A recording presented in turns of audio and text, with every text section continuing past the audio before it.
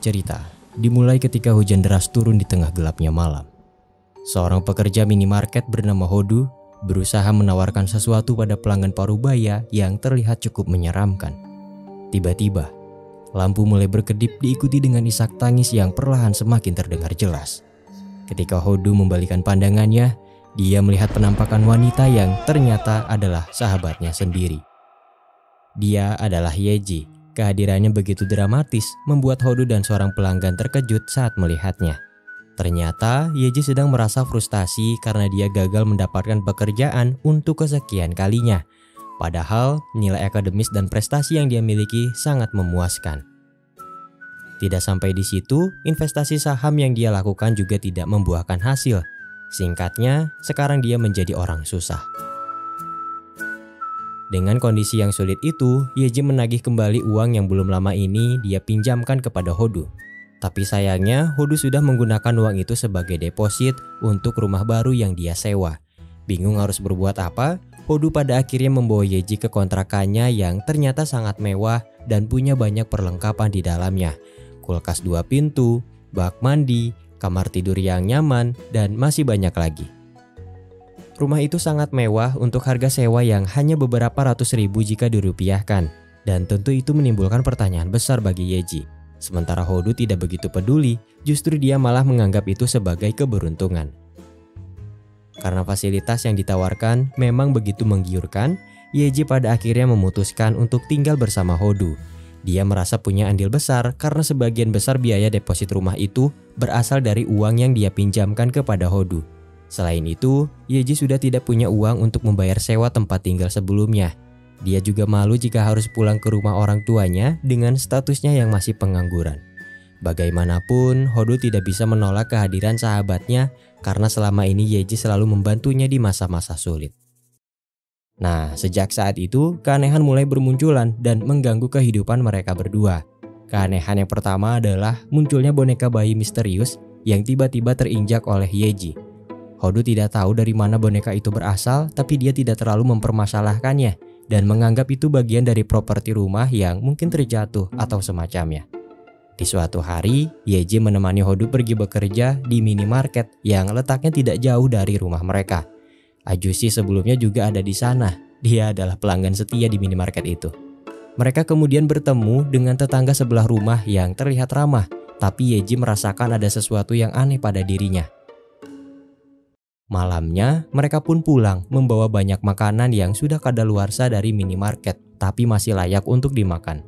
Dan memang begitulah cara mereka untuk bertahan hidup.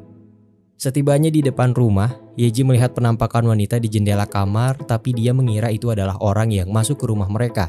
Saat memeriksanya dengan perasaan takut, mereka tidak menemukan apa-apa selain boneka misterius yang lagi-lagi terinjak oleh Yeji. Dan entah bagaimana boneka itu selalu muncul tiba-tiba. Keadaan tenang untuk sementara. Hodu membuat makanan yang sangat aneh, sementara Yeji terus memikirkan kejadian tersebut. Tidak lama dari itu, Hodu tiba-tiba mencium bau busuk yang entah dari mana asalnya. Sekeras apapun dia memeriksa, sebanyak apapun dia mencari, dan sekonyol apapun dia bertingkah, dia tidak menemukan dari mana asalnya bau busuk itu. Hingga suatu ketika, pencarian mereka berakhir pada penemuan yang cukup mengejutkan, di mana seekor merpati dengan misterius terjebak di dalam kasur. Burung itu kemudian terbang, mengacaukan seisi ruangan dan membuat dua sahabat itu berlari ketakutan. Yeji dan Hodu pergi ke rumah tetangga yang sebelumnya mereka temui, berharap mereka bisa mengetahui sesuatu tentang masa lalu rumah tersebut. Pada akhirnya, tetangga itu bercerita bahwa penghuni rumah yang sebelumnya mati bunuh diri. Dia juga sering dihantui oleh arwahnya yang masih gentayangan dan itu membuatnya sulit untuk beraktivitas. Dalam ceritanya, tetangga itu berkata bahwa dia pernah bertemu dengan korban beberapa kali. Korban yang merupakan wanita muda itu selalu terlihat aneh dan seperti dirasuki oleh hantu. Hingga suatu ketika, dia melihat korban mengakhiri hidupnya dan kejadian itu membuatnya selalu bermimpi buruk. Tetangga itu merasa bersalah karena tidak berusaha melakukan apapun kepada korban untuk membantunya. Setelah kejadian itu, Yeji mendesak Hodu untuk menghubungi pemilik rumah. Dia menuntut kompensasi karena rumah itu berhantu dan meminta uang muka mereka dikembalikan. Tapi berdasarkan kontrak, hal itu tidak diperbolehkan. Parahnya, mereka tidak bisa membatalkan kontrak selama 3 tahun dan peraturan itu tertulis dengan huruf yang sangat kecil.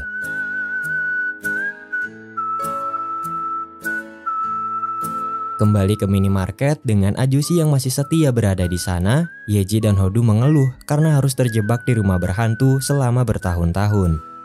Merasa tidak punya pilihan lain, dua sahabat itu memutuskan untuk memberanikan diri.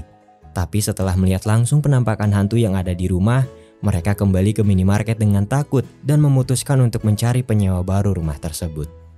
Sejak saat itu, Yeji dan Hodu mencari penyewa baru, tapi usaha mereka selalu gagal.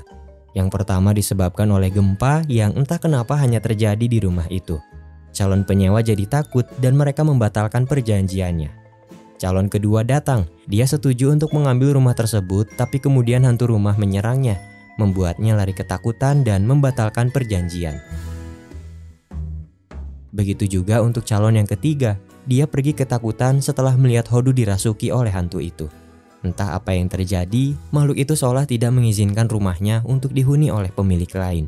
Tidak mau menyerah, mereka pun mencari dukun untuk mengusir hantu tersebut.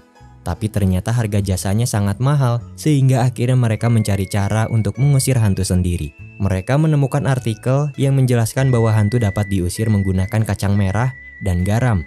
Tanpa pikir panjang, mereka menaburkan semua bahan itu ke setiap tempat dan sudut rumah, sambil mengucapkan jampi-jampi yang mereka buat sendiri.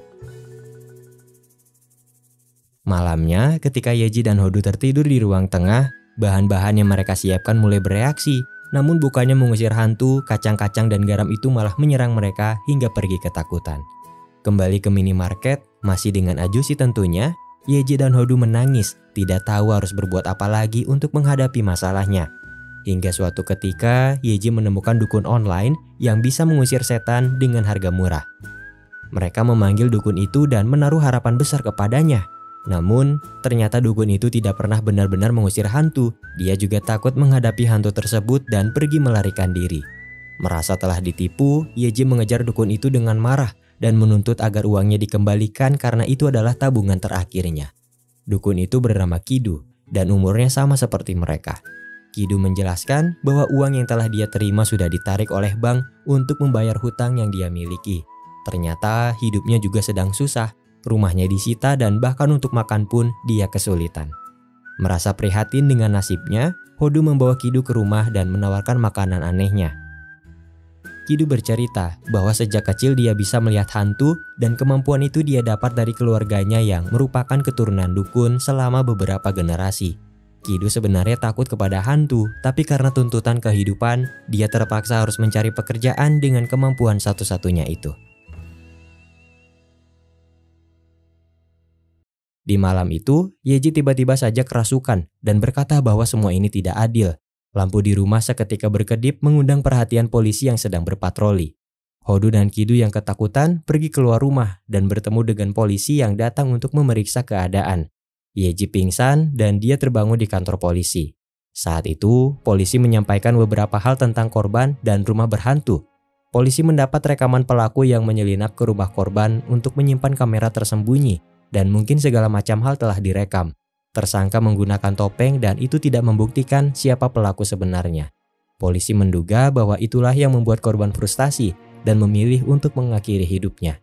Catatan bunuh diri yang ditemukan detektif juga menjadi bukti terkuat untuk kasus tersebut.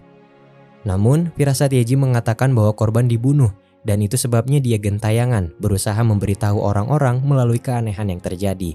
Yeji merasa bersalah karena tidak menyadari hal itu, hanya saja dia terlalu takut untuk memahaminya. Di malam itu, Yeji dan yang lainnya berusaha mencari petunjuk dari video rekaman pelaku yang tersebar ke publik. Satu hal yang membuat mereka terkejut adalah kebiasaan pelaku saat menggerakkan leher, mengingatkan mereka pada seseorang. Tidak lama dari itu, sosok hantu menjulurkan tangannya dari bawah kasur dan menyerahkan boneka yang selama ini selalu terinjak oleh Yeji. Kidu yang melihat mengambil boneka itu dan dia menyadari bahwa terdapat kamera tersembunyi di dalamnya. Setelah membuka isi rekaman tersebut, mereka menemukan fakta yang sangat mengejutkan. Ternyata selama ini korban berusaha mengungkap identitas penguntitnya dan dia menemukan petunjuk bahwa pelakunya adalah tetangganya sendiri. Namun ketika dia berusaha melaporkannya pada polisi, pelaku datang untuk melenyapkannya dan menyusun kematian tersebut sebagai tindakan bunuh diri. Semua kejadian itu terekam pada kamera boneka yang selama ini selalu dibawa oleh hantu tersebut. Dia selalu menyimpannya di berbagai tempat, berharap orang yang menginjak akan mengetahui fakta tersembunyi di dalamnya. Setelah fakta itu terungkap, Yeji dan teman-temannya segera melapor ke polisi. Sementara itu, pelaku dihadapkan dengan teror yang selalu menghantuinya. Dia akhirnya merasa frustasi dan meraih pisau untuk melawan sebelum akhirnya pergi melarikan diri. Yeji dan teman-temannya menunggu kedatangan polisi. Kemudian mereka mengejar pelaku yang pergi meninggalkan rumahnya. Di persimpangan, Hodu meminta Kidu untuk berlari ke arah yang berbeda dan meminta Yeji untuk pulang karena aksi itu berbahaya. Di malam itu, Hodu akhirnya bertemu dengan pelaku yang bersembunyi dan menyerangnya secara tiba-tiba. Pelaku itu mengeluh, berkata kenapa dia harus menghancurkan hidupnya hanya untuk mempermainkan seorang gadis. Tidak lama dari itu, Yeji datang menerjang pelaku dan memukulnya tanpa ampun. Ternyata dia dirasuki oleh korban yang murka dan mempertanyakan nasib kehidupannya. Pelaku mungkin menyesal, tapi dia tidak mengakui perbuatannya dan bertaubat. Hal itulah yang membuat hantu itu murka dan selalu menggentayanginya. Tidak lama dari itu, pelaku akhirnya ditangkap oleh polisi dan dia melihat arwah korban menatapnya dengan penuh kebencian. Yeji yang tersadar segera mencari Hodu dan dia menangis mengkhawatirkannya. Untunglah sahabatnya itu baik-baik saja dan dia masih bersikap konyol seperti biasanya.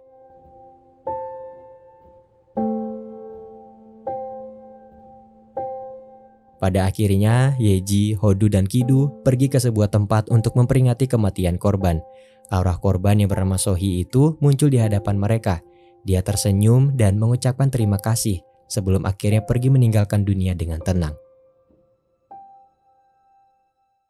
Di hari yang membahagiakan itu, Yeji menemukan ide untuk mengembangkan usaha pengusiran setan tapi dengan cara membantu arwah tersebut seperti yang mereka lakukan kepada mendiang Sohi.